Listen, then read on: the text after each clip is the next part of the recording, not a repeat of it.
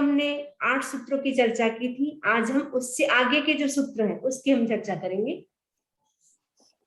तो 9वां सूत्र, 9th number का सूत्र है, सेण वत्साये हण किड्डाये हण रतिये हण विभूषाये।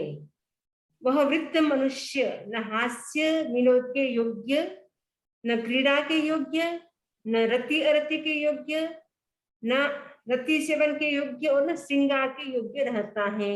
यानी जब ओल्ड एज आ जाती है तब मनुष्य कुछ भी नहीं कर सकता है, न खेल सकता है, न दौड़ सकता है, न कुछ भी, मतलब कोई काम करने में वो सक्षम नहीं रहता है, क्योंकि जब ओल्ड एज आती है तो वो कुछ भी नहीं कर सकता है। तो ओल्ड एज में मनुष्य की स्थिति क्या होती है, क्योंकि जब ओल्ड एज आती है तब उसके दांत होते हैं वो गिर जाते हैं प्राय प्राय, और बाल जो होते हेयर होते हैं वो वाइट हो जाते हैं, और आंखों की रोशनी कम हो जाती है, सुनने की शक्ति कम हो जाती है, यानी पांचों इंद्रियां जो है वो हमारी लगभग कमजोर हो जाती, वीक हो जाती है, जिससे व्यक्ति चाहता हुआ भी कुछ कर नहीं पाता है। कभी कभी किसी किसी के तो नी की प्रॉब्लम हो जाती है, किसी के कमर की प्रॉब्लम हो जाती है। जब युवा अवस्था होती है तब तो व्यक्ति धर्म ध्यान करता नहीं, तब सोचता है कि अभी तो हमारा टाइम एंजॉय करने का है, लेकिन जब हम ओल्ड होंगे तब हम धर्म ध्यान करेंगे। लेकिन जब ओल्ड एज आती है तब वो कुछ करने में समर्थ नहीं रहता है।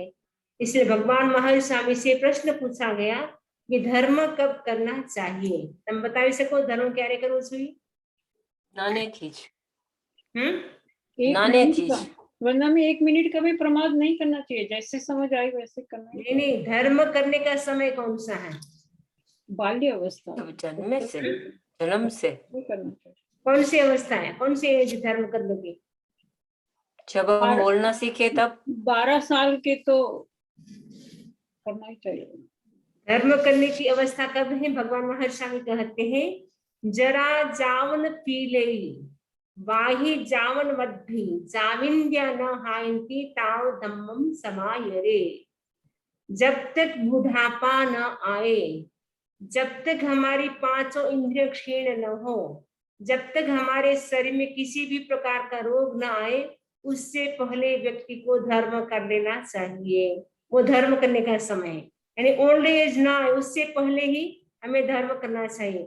हमारे शरीर में कोई रोग ना आए उससे पहले हमें धर्म कर लेना चाहिए।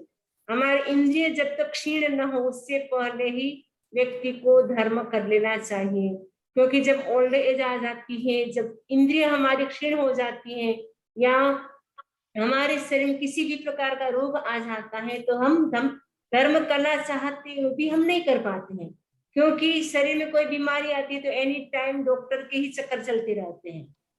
तो उसी में व्यक्ति का टाइम कितना पास हो जाता है। कभी कभी हम डॉक्टर के जाते हैं 4-4, 5-5 घंटे लग जाते हैं, क्योंकि कितनी डिस्टेंस होती है, फिर वहां जाकर के भी डॉक्टर बिठा देते हैं, तो 2-2 घंटा वहां बैठे रहते हैं, आने जाने में 2 घंटा, ऐसे टोटल करके 4-5 घंटा तो मिनिमम लग ही जाता है।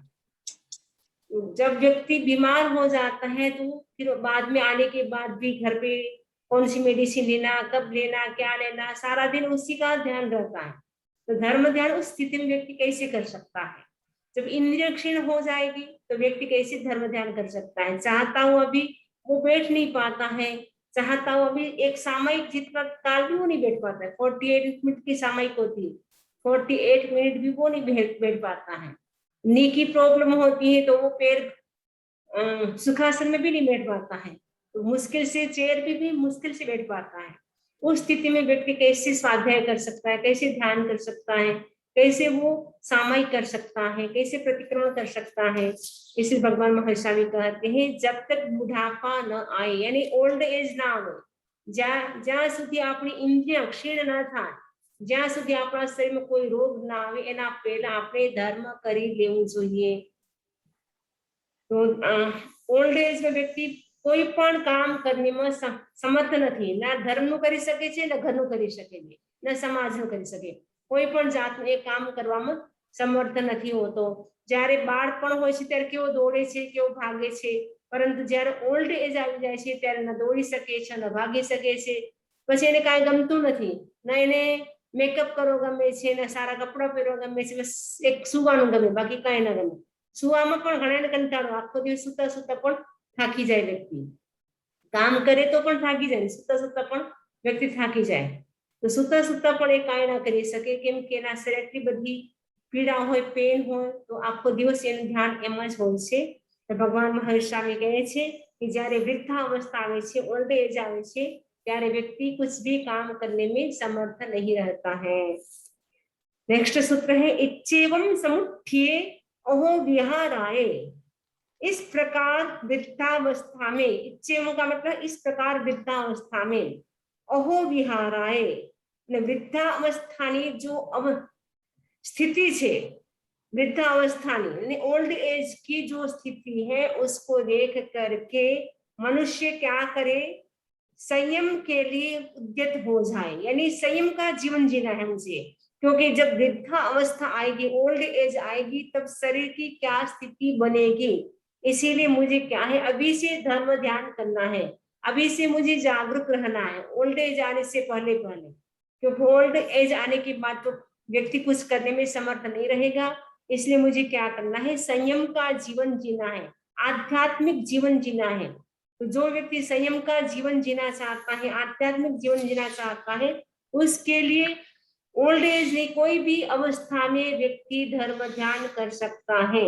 जरूरत है कि उसके शरीर में कोई रोग न हो, कोई इंद्रिया इनकी क्षीण न हो, तो व्यक्ति कर सकता है। इसलिए भगवान महावीर कहते हैं इस प्रकार वृद्धावस्था में होने वाली दशा को जानकर पुरुष अहो यानी संयम के लिए उद्यत होता है। उसको पता है कि जब वृद्धावस्था आएगी, ओल्ड एज आएगी, तब शरीर की क्या स्थिति बनेगी, तो ऐसा चिंतन करके वो क्या करता है, संयम लेने के लिए तत्पर हो जाता है। मैंने मुझे अब संयम का जीवन जीना है, अब मुझे गृहस्थ का जीवन नहीं जीना है, वो तैयार हो जाता है।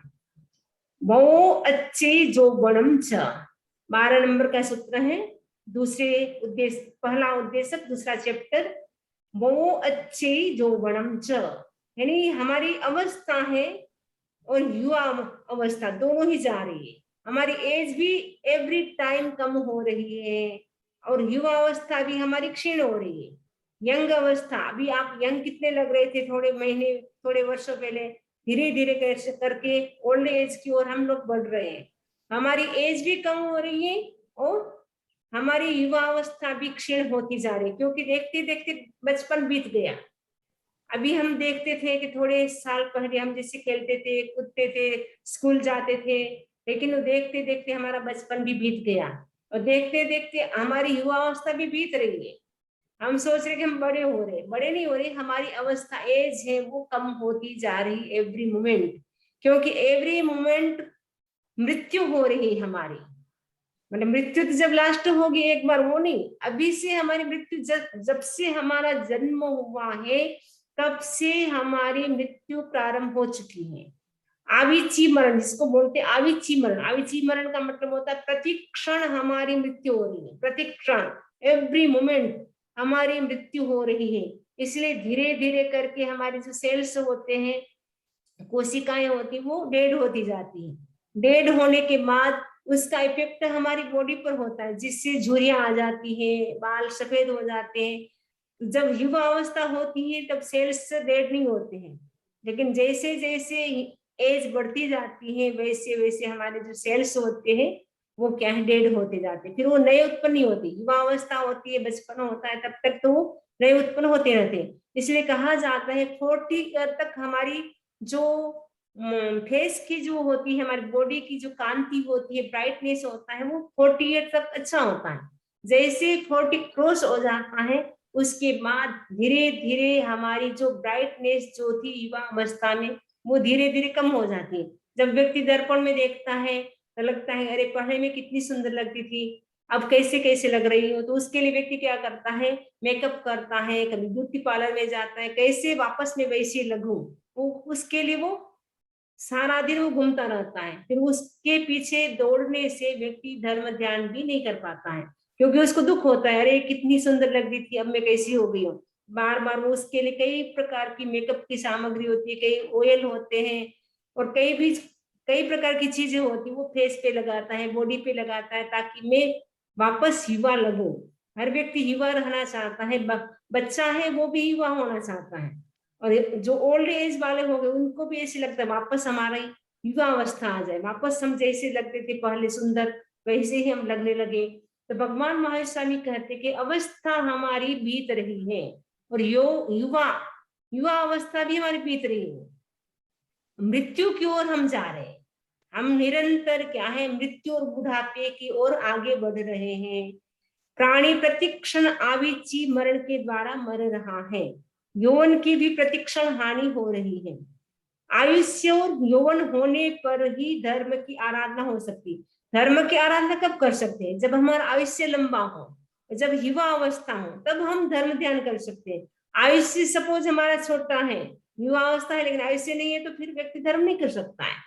आयुष्य भी चाहिए और साथ में युवा अवस्था भी चाहिए। तो ये अभी अच्छा समय है अपना धर्म ध्यान करने का। अभी युवा अवस्था भी है, और अभी युवा अवस्था होने से और उसके साथ साथ आपके मन में भावना भी है, हमारे मन में भावना भी चाहिए धर्म ध्यान करने की, और युवा अवस्था भी चाहिए, साथ में आयुष्य भी चाहिए, तभी हम धर्म ध्यान कर सकते हैं। तो ये बहुत अच्छा टाइम है धर्म करने का, क्योंकि निरंतर व्यक्ति मृत्यु की ओर, बुढ़ापे की ओर आगे बढ़ रहा है। ये भी हमारे लिए क्या है, आलम्बन सूत्र है। इसीलिए हम एक क्षण भी प्रमाद न करें, क्योंकि निरंतर हमारी मृत्यु हो रही है, निरंतर हम ओल्ड एज की ओर आगे बढ़ते जा रहे हैं। ऐसी स्थिति में हमें क्या नहीं करना है, प्रमाद नहीं करना है।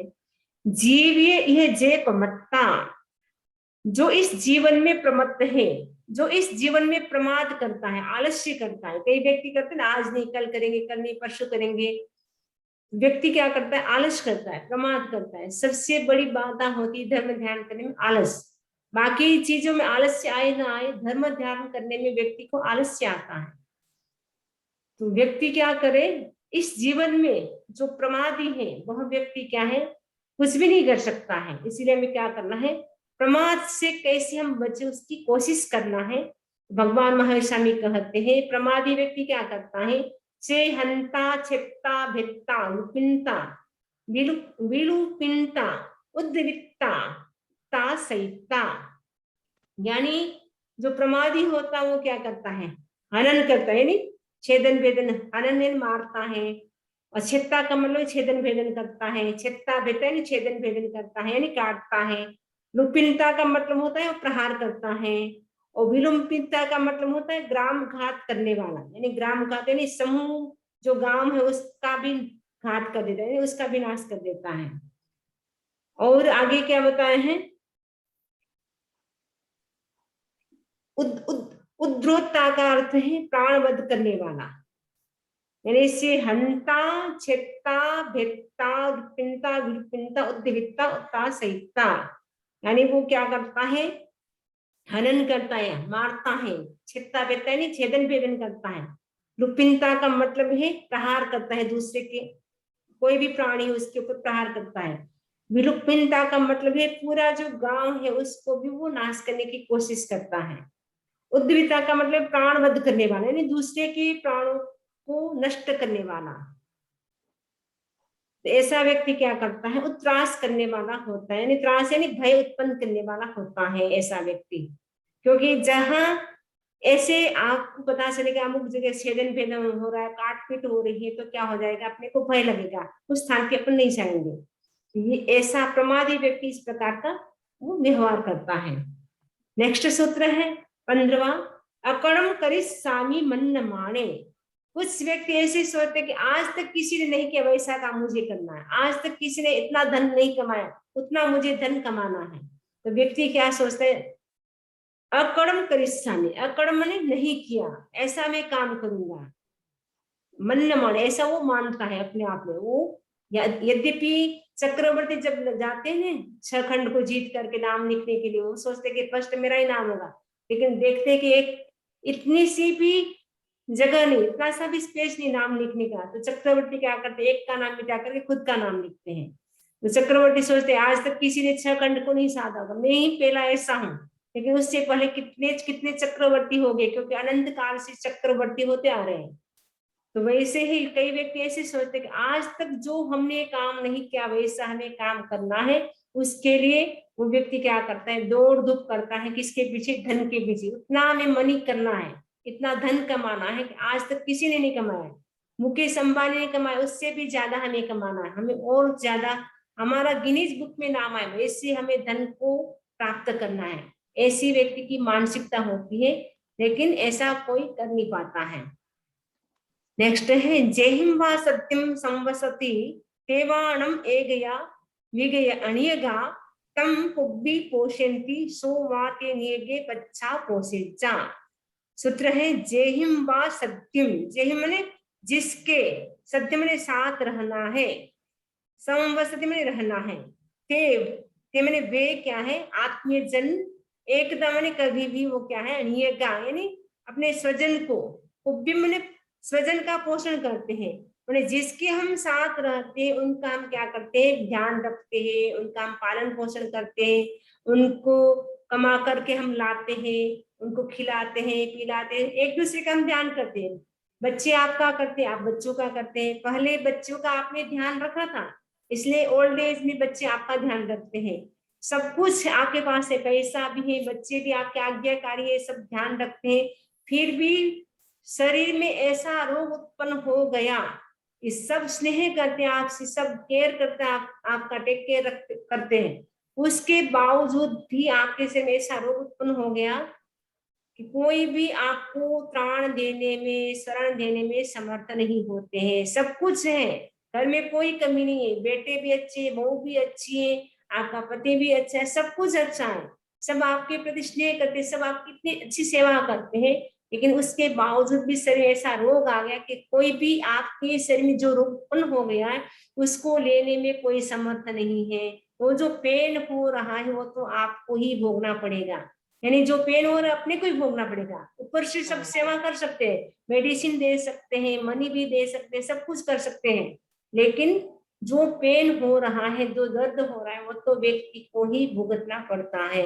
इसलिए भगवान महर्षि स्वामी कहते नालम ते तव ताणाय वा शरणाय वा, नालम न अलम ते तव ताणाय, मन तवन आपके वो त्राण नहीं हो सकते हैं, मैंने वो त्राण देने में समर्थ नहीं है, त्राण यानी आपकी रक्षा करने में वो समर्थ नहीं है। वो सब कुछ कर सकते हैं लेकिन आपको बचा नहीं सकते हैं, क्योंकि आयुष्य कोई किसी को नहीं दे सकता है। जब व्यक्ति की मृत्यु आती है उस समय उसको जाना ही पड़ता है। चारों ओर स्वजन लोग खड़े हैं, बेटा बेटी बहू सब खड़े हैं, लेकिन जब मृत्यु आ जाती है तब व्यक्ति अकेला ही चला जाता है, कोई भी साथ नहीं निभाता है। कितना साथ निभाते हैं, केवल शमशान तक साथ निभाते हैं। जो पत्नी होती है वो केवल घर के दरवाजे तक जाती है, उसके आगे नहीं जाती, और जो बाकी के लोग होते हैं वो शमशान तक जाते हैं और दाह संस्कार कर करके वापस आ जाते हैं। थोड़े दिन याद करते हैं, वो ऐसा था ऐसा था, कुछ वर्षों के बाद भूल जाते हैं जैसे कोई जन्मा ही नहीं था, ऐसा लगता है। कुछ साल तक याद रहता है, फिर बाद में वो ऐसा लगता है कि वो व्यक्ति जन्मा नहीं था, बस केवल गिनते हैं कि हाँ इतने साल हो गए इतने साल हो गए, लेकिन व्यक्ति को कोई त्राण देने में समर्थ नहीं है। तुम भी तेसिम नालम ताणाय वो शरण, तुम भी किसी को त्राण देने में समर्थ नहीं हो। जैसे तुमको कोई त्राण नहीं दे सकता है, तुम्हारी कोई रक्षा नहीं कर सकता है, वैसे ही तुम भी किसी को त्राण नहीं दे सकते हो, किसी को शरण नहीं दे सकते हो, किसी को बचा नहीं सकते हो। ये क्या है, अशरण अनुप्रेक्षा है। बार बार ये अनुप्रेक्षा अपन करते रहे, अपन प्रमाद कम कर सकते हैं। इसीलिए हमें क्या करना है, अनुप्रेक्षा करना है बार बार की हमारी कोई शरण नहीं है, एक धर्म की शरण है, बस धर्म ही सच्ची शरण है, बाकी कोई शरण नहीं। बाकी तो बस सब कुछ दिनों की शरण है, कुछ समय के लिए है, सच्ची शरण तो धर्म की है। धर्म ही वो नेक्स्ट भाव में भी हमारे साथ अगर हमने किया है अच्छा, वो हमारे साथ जाता है पुण्य के रूप में और पाप के रूप में। अगर अपने पाप किए हैं तो पाप के रूप में साथ में जाता है, अगर पुण्य किया तो पुण्य के रूप में। तो जो धर्म होता है वो पुण्य के रूप में कन्वर्ट हो जाता है, यानी जो निर्जरा होती है, जो धर्म किया उससे निर्जरा के साथ साथ पुण्य का बंध भी होता है। तो साथ में जब व्यक्ति की मृत्यु होती क्या जाता है, पुण्य और पाप ही जाता है, उसके अतिरिक्त तीसरा कुछ भी नहीं जाता है। इसलिए सभी के क्या है, सुख दुख अपने अपने होते हैं। पत्तेम पुण्य पाम, प्रत्येक व्यक्ति के सुख दुख अपने अपने होते हैं। इसलिए हम देखते हैं कोई व्यक्ति सुखी है, कोई दुखी है, कोई अमीर है, कोई गरीब है, तो कारण क्या है, उसके पीछे व्यक्ति का अपना कर्म है। कि कुछ व्यक्ति ऐसे होते हैं पास्ट बर्थ में इतने अच्छे कर्म किए थे, इसलिए इस जन्म में उसको सब प्रकार की फैसिलिटी जन्म के साथ ही मिल जाती है। जन्म के साथ बंगला, जन्म के साथ ही कार, सब कुछ मिल जाता है। कुछ व्यक्ति बेचारा जीवन भर इतनी कड़ी मेहनत करता है, उसके बाद भी उसके नसीब में कार तो होती नहीं है, इवन स्कूटर भी नहीं होता, साइकिल भी नहीं होती, बेचारे पैदल ही जाते हैं या बाई बस जाते हैं। कई व्यक्ति ऐसे होते हैं क्योंकि पास्ट में उसने अच्छी पुण्य ही नहीं की, अच्छा धर्म ध्यान नहीं किया, धर्म ध्यान कम किया है, इसके लिए उसको इस जन्म में जो फैसिलिटी चाहिए वो नहीं मिल पाती है। व्यक्ति क्या करता है, उवाये शेषेवा सन्निहि सन्निचयो कज्जई इहि मेघे सिंह असंज्ञानम भूयणाए। व्यक्ति क्या करता है, पहले तो वो भोग करता है, धन का अर्जन करता है, धन का अर्जन कर लेता है, उसका सारा भोग कर लेता है, उसके बाद भी जो बचता है उसकी उसका वो क्या करता है, वो सोचता है कि ये जो धन है, वो जो बचा हुआ धन है, वो मुझे क्या करना है, अपने पुत्रों के लिए रखना, अपने बेटों के लिए रखना है, अपने पोतों के लिए रखना है, ताकि उनको किसी भी प्रकार का कष्ट न हो। खुद ने उपयोग में ले लिया, उसके बाद भी उसके पास अब कोई कमी नहीं है, आराम से वो जी सकता है, लेकिन वो और ज्यादा कमाने की कोशिश क्यों करता है, सोचे मेरे बेटे, मेरे पोते, पड़पोते जो भी होंगे उनको आराम रहेगा। व्यक्ति क्या करता है, 7 पीढ़ियों की चिंता करता है। एक सेठ था, उसकी बहुत बड़ा बिजनेस था, तो सेठ ने मुनिम जी से कहा, उनके जो सर्वेंट थे, स्टाफ थे, उनसे कहा कि अब मार्च का टाइम पास में आ रहा है, इसलिए आपको क्या करना है, सारा हिसाब किताब अपने करना है, कितना बैंक बैलेंस है, कितना हमको लाभ हुआ, कितना प्रॉफिट हुआ, कितना नुकसान हुआ, सब हमें क्या है, हमें हिसाब किताब करना है। तो मुनीम जी ने कहा मुझे ठीक है 3 महीने का टाइम चाहिए, तो 3 महीने का टाइम दे दिया। और जैसे ही मार्च 31 होता है ना, 31 मार्च, उस दिन कहा आज मैं आपको हिसाब किताब सुनाना चाहता हूँ। तो सेठ जी ने कहा बताओ क्या हिसाब किताब है, क्या हमें लाभ हुआ, क्या नुकसान हुआ, कितनी हमारे पास धनराशि है, कितनी मनी है। तो मुनीम जी ने कहा सेठ जी आप बहुत लकी हैं, आपके पास इतना धन है, इतना धन है, आपकी 7 पीढ़ियां आराम से बैठे बैठे खा सकती है। सेठ ने कहा 7 पीढ़ी खा सकती है, लेकिन हाय मेरी 8वीं पीढ़ी का क्या होगा, 7 पीढ़ी खा सके बैठे बैठे, इतना धन है, इतनी मनी है, उसके बावजूद भी संतोष नहीं, वो टेंशन किस चीज का है कि मेरी 8वीं पीढ़ी का क्या होगा, वो कैसे खाएगी। व्यक्ति को क्या करना है, जो है उसमें संतोष रखना है, लेकिन व्यक्ति क्या करता है, धन संचय करता है। बताया गया सन्निहि, सन्नि का मतलब संग्रह करता है, और सन्निचय करता है, संग्रह करता है, और सन्निचय, संग्रह का मतलब है जैसे जो पकी हुई चीजें है, दाल चावल, वो थोड़े समय के लिए वो चलती है, लेकिन कुछ चीजें ऐसी होती, घी तेल अनाज है सूखे, वो कई दिनों तक चल सकते हैं, उनका भी व्यक्ति क्या करता है, संग्रह करता है। तो व्यक्ति संग्रह करता है, धन का भी संग्रह करता है, और अनाज होता है, खाने की चीजें होती है, उसका भी वो संग्रह करता है, उसके लिए कि आराम से हमारे बच्चे पोते वो खाते रहे, आराम से रहे, उनके जीवन में कोई तकलीफ ना आए। पूरा जीवन धन कमाने में वो व्यक्ति व्यतीत कर देता है, दूसरों की चिंता करता है। यदि हमें अपने लिए चाहिए तो उसके लिए तो हमें कमाने की, बस जितना कमाना था कमा लिया, आराम से बैठ के हम धर्म ध्यान कर सकते हैं। लेकिन व्यक्ति क्या करता है, बच्चों की पोतों की चिंता कर करके उसके लिए वो इतना धन कमाने की कोशिश करता है, जब अंतिम समय आता है तब सब कुछ छोड़ करके जाता है।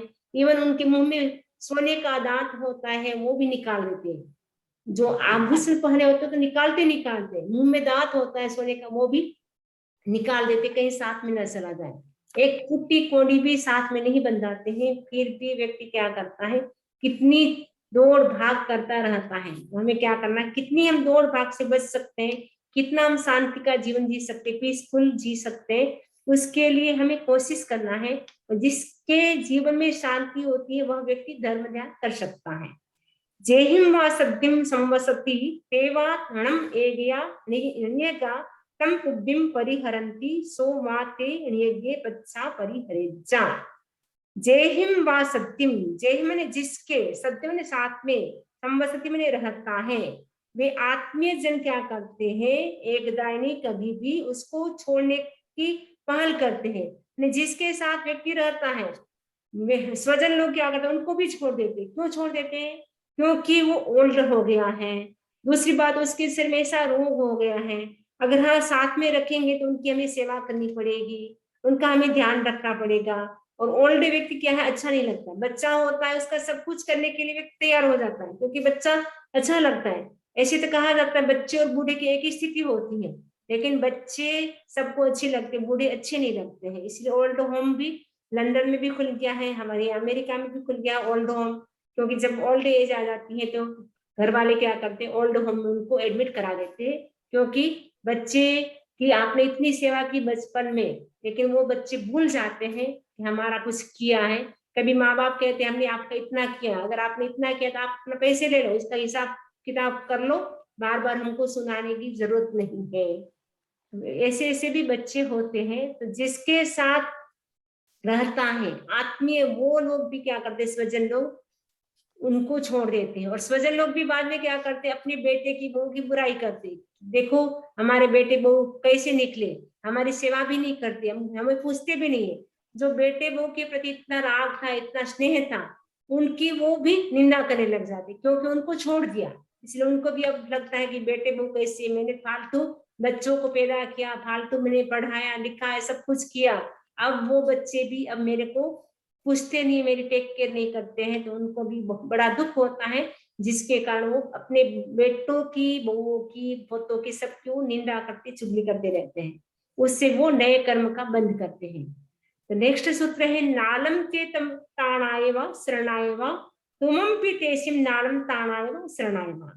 ये सूत्र वापस रिपीट हो गया कि मतलब कितना ही हो, कोई भी व्यक्ति को बचा नहीं सकता है, शरण नहीं दे सकता है। इसीलिए धर्म की शरण में हमें जाना है, यानी अरिहंत सिद्ध साधु आचार्य, यही सच्ची शरण है। जानित तू दुखम पत्यम सायम, दुख और सुख व्यक्ति का अपना अपना होता है। ये मैंने पहले ही बात बता दी कि दुख और सुख व्यक्ति का अपना अपना होता है। कोई एक ही घर में रहते हैं, दो भाई सगे हैं, एक भाई इतना फैसिलिटी का जीवन जीता है, सुख का जीवन जीता है, पीसफुल जीवन जीता है, दूसरा भाई ऐसा दर दर के ठोकरे खाता है, भिखारी का जीवन जीता है। ऐसी ऐसी स्थिति होती है, क्योंकि पास्ट बर्थ के कर्म है दोनों भाई। यहाँ दो भाई हो गए, लेकिन कौन कौन सी गति से है किसी को नहीं पता। सगे भाई होते हैं भी अलग अलग गति से आते हैं, एक माँ के घर में आ गए, इसीलिए वो सगे भाई हो गए। लेकिन पुण्य पाप तो व्यक्ति के लास्ट के जो होते हैं उसके अनुसार वो सुख अथवा दुख का अनुभव करता है। तो कुछ व्यक्ति ऐसे होते हैं उसका घर में रेस्पेक्ट होता है, क्योंकि उसके पुण्य इतने अच्छे हैं, तो सब उनका मानते हैं, रेस्पेक्ट करते हैं। और वही दूसरा भाई है बेचारा, इतना बोलता है, सब कुछ करता है काम, फिर भी कोई इसको रेस्पेक्ट नहीं देते, कोई उसको पूछते भी नहीं है। तो उसको अपने आप पे लगता है कि देखो माँ पिताजी भी कितना पक्षपात करते कि मैं भी उनका बेटा हूँ, ये भी इनका बेटा है, लेकिन काम करने के लिए तो मुझे कहेंगे, और कुछ भी अच्छी बात होगी, कुछ भी अच्छा खाना होगा तो उसको बुलाएंगे। तो उसके मन में भी आता है। तो माता पिता भी कभी कभी ऐसे कर लेते हैं, एक के प्रति ज्यादा होता है, एक के प्रति नहीं होता है। एक के प्रति ज्यादा क्यों होता है? क्योंकि वो आपकी बात सुनता है, आपका ध्यान रखता है, ऑटोमेटिक आपको उसके प्रति राग हो जाता है, मोह हो जाता है। व्यक्ति का क्या होता है, अपना सुख दुख होता है, इसमें किसी का दोष नहीं है। अनविखंतम च खलु वयम संपेहाय, अवस्था अतिक्रांत नहीं हुई है यह देख कर, मतलब जब तक हमारी अवस्था बीते नहीं, यानी प्रथम अवस्था यानी बचपन, सेकंड अवस्था युवा अवस्था, और थर्ड अवस्था होती ओल्ड एज। यानी दीक्षा कब लेनी चाहिए? प्रथम अवस्था अथवा द्वितीय अवस्था, यानी बचपन में ले तो सबसे बेस्ट है, बचपन में नहीं ले तो युवा अवस्था में लेनी चाहिए। लेकिन ओल्ड एज में ऐसे ले सकते हैं, लेकिन ओल्ड एज में थोड़ा कठिन पड़ता है, क्योंकि उस समय तक परिवार भी हो जाता है, फिर दीक्षा लेने के बाद भी परिवार की याद आती है। सपोज हमने शादी नहीं की है तो हमको याद नहीं आएगी, क्योंकि शादी करने के बाद बच्चों को, पति को छोड़ करके दीक्षा लेते हैं तो बार बार वो याद भी आती रहती है, साधना में भी वो विघ्न बाधा बन सकते हैं। इसलिए दीक्षा का सर्वश्रेष्ठ टाइम तो बचपन होता है। अगर वो न हो तो जो सेकेंड अवस्था है युवा अवस्था, उसमें दीक्षा लेना भी अच्छा माना जाता है। लेकिन ओल्ड एज में दीक्षा लेना इतना अच्छा नहीं है, क्योंकि शरीर की स्थिति भी ऐसी हो जाती है, व्यक्ति विहार नहीं कर पाता है, रोज कराना भी उसके लिए भारी हो जाता है, गोछली पानी भी नहीं जा पाता है। उस स्थिति में वहां पर भी उनका रेस्पेक्ट थोड़ा कम हो जाता है। एक दौड़ भाग करने वाला होता है, उसके प्रति अच्छा लगता है सबको, देखो कि ये साधु कितना अच्छा है, कितना दौड़ भाग करता है, कितना अच्छा व्याख्यान देता है। ओल्ड एज के बाद वो व्याख्यान देने में भी समर्थ नहीं रहता है। इसलिए भगवान महावीर स्वामी कहते हैं, क्षणम जाना ही पंडिये, ये पंडित तुम क्षण भर भी प्रमाद मत करो। माने ये मनुष्य जीवन मिला है, इसीलिए हमें एक क्षण भी प्रमाद नहीं करना है, क्योंकि जो समय बीत जाता है वो वापस लौट करके नहीं आता है। और मनुष्य जीवन ही एक ऐसा जीवन है जिसमें व्यक्ति अच्छी साधना कर सकता है। ये मनुष्य जीवन नो टाइम जो छे એ સાધના કરવાનો અમૂલ્ય ટાઈમ છે। મનુષ્ય જીવનમાં જ વ્યક્તિ સાધના કરી શકે, બાકી કોઈ ગતિમાં પણ સાધના થઈ શકે નહીં। એટલા માટે ભગવાન મહાવીર સ્વામી કહે છે, ખણમ જાણાય પંડિત। જો પંડિત હોય છે, જો સમજુ હોય છે, ડાયો હોય છે, એ શું કરે છે, એક એક ક્ષણનો એક એક જો સમય છે એનો ઉપયોગ કરે છે। એક ક્ષણ भी એ વ્યસ્ત જવા દેતો નથી। ઇવન एक मिनिट पण मળી गयो तो पण आंख बंद कर नवकार मंत्र गणशे, ध्यान करशे, पण प्रमाद नहीं करे। तो तमे पण करी सको, गाड़ी तमे चलावो छो, ड्राइविंग करो छो, ड्राइविंग चलावता चलावता पण तमे नवकार मंत्र करी सको, रसोई करता करता पण नवकार मंत्र करी सको। तो एम करवाथी शुं थशे, तमारा टाइम नो उपयोग थशे, तमे सारा भाव में रहेशो, सारा विचार में रहेशो। आयुष्य बंद थशे तो पण सारी गति नो थशे। આપણે ખોટું ચિંતન કરતો હોઈએ, ટેન્શન માં હોઈએ, એ ટાઈમે સપોઝ આપણું આયુષ્ય બંધ થઈ જાય તો દુર્ગતિનો પણ થઈ શકે। એટલા માટે શું કરવાનું છે, એવરી ટાઈમ આપણે જાગૃત રહેવાનું છે। ભગવાન મહાવીર સ્વામી કહે છે, સમયમ ગોયમ માપમાય, હે ગૌતમ તું એક ક્ષણ भी પ્રમાદ ન કર। આ મનુષ્ય જીવન મળ્યું છે, આમાં તું ધર્મ ધ્યાન કરી શકે, બાકી કોઈ જીવન નથી। નરક ગતિ, તિરંજ ગતિ, દેવ ગતિમાં ધર્મ આરાધના કરી શકે નહીં। એટલા માટે મનુષ્ય જીવનને શ્રેષ્ઠ કહેવામાં આવ્યું છે। જાવ સોય પન્નાના અપરિહીણા, જાવ નેત્ર પન્નાયા અપરિહીણા, જાવ ઘાણ પન્નાય અપરિહીણા, જાવ જી પન્નાના અપરિહીણા, જાવ ખાસ पन्नाया अपरिहीणा। यानी जब तक श्रोत्र का प्रज्ञान पूर्ण है, ज्यां सुधी सांभळवानी शक्ति बराबर छे, जब तक नेत्र का ज्ञान पूर्ण है, जोवानी शक्ति बराबर छे, जब तक घ्राण का स्थान पूर्ण है, सूंघवानी शक्ति, स्मेलनी शक्ति बराबर छे, जब तक जीवा जीवा यानी टंग टंग ની जो शक्ति છે बराबर છે ટેસ્ટ લેવાની, जब तक स्पर्श का ज्ञान पूरा છે, પૂરો છે, સ્પર્શનો टच करवानो अनुभव આપણે બરાબર કરી લઈએ છીએ। એના પહેલા જ આપણે શું કરવું જોઈએ, ધર્મ ધ્યાન કરી લેવું જોઈએ। જ્યારે ઇન્દ્રિય ક્ષણ થઈ જાય પછી આપણે કાંઈ પણ કરવામાં સમર્થ નથી। इच्छेतेहिं विरुवरुवेहिं पन्नाडेहिं अपरिहीणेहिं आयठं सम्मं समनु वासित जासित तिबेमि। इस नाना प्रज्ञानों के पूर्ण रहते हुए आत्महित का तो सम्यक अनुशीलन कर, ऐसा मैं कहता हूँ। ऐसा आचार्य सुधर्मा स्वामी जम्मू स्वामी से कहते हैं कि सूत्रकार क्षण की ही विशेषता बतला रहे हैं। ने जो क्षण यानी समय है ये कितना मूल्यवान है। जब तक श्रोत्र, नेत्र, घ्राण, जिह्वा और स्पर्श यानी कान, आंख, नाक, जीभ અને टच, ये 5 इंद्रिय છે, એની जो ज्ञान शक्ति છે ज्यां सुधी क्षीण न थाय तब तक आत्मा को सम्यक अनुशासित कर, अर्थात अहोज्ञान संयम से अपने आप को भावित करे। ज्यां सुधी आपनी 5 इंद्रिय छे ए क्षीण न थाय एना पहेला ज आपने शुं करी लेवुं जोईए, संयमनी साधना करी लेवी जोईए। कोई कहे छे के अमे ज्यारे ओल्ड एज आवशे त्यारे करशुं, पण त्यारे खबर नहीं पड़े। ज्यारे आग लागे, फायर लागे, ए टाइमे तमे विचारो के हवे अमे पाणीनी व्यवस्था करशुं के पाड़ बांधशुं, त्यारे कई नहीं थाय। જ્યારે આગ લાગે એના પહેલા જ આપણે બધી વ્યવસ્થા કરવી જોઈએ। જ્યારે પાણી આવે એના પહેલા જ આપણે પાર બાંધી લેવી જોઈએ, પછી કાંઈ પણ ના કરી શકીએ આપણે। એવી જ રીતે જ્યાં સુધી આપણી 5 ઇન્દ્રિય છે એ ક્ષીણ ન થાય એના પહેલા જ આપણે ધર્મ ધ્યાન કરી દેવું જોઈએ, એવું આચાર્ય સુધર્મા સ્વામી જમ્મુ સ્વામીને કહે છે કે ભગવાન મહાવીર સ્વામીએ આ પ્રમાણે આ ચારણ સૂત્રના બીજું ચેપ્ટર છે એનો પહેલો ઉદ્દેશક છે એમાં કહ્યું છે એવી રીતે આ જો બીજું ચેપ્ટર એનો પહેલો ઉદ્દેશક આજે કમ્પ્લીટ થાય છે એની આશાની સાથે ઓમ અરહમ ओम अरहम। बदनामी सुधर्मा स्वामी ने महावीर स्वामी को देखा था पर जम्बू स्वामी ने महावीर स्वामी को नहीं। हाँ वो नहीं देखा। हाँ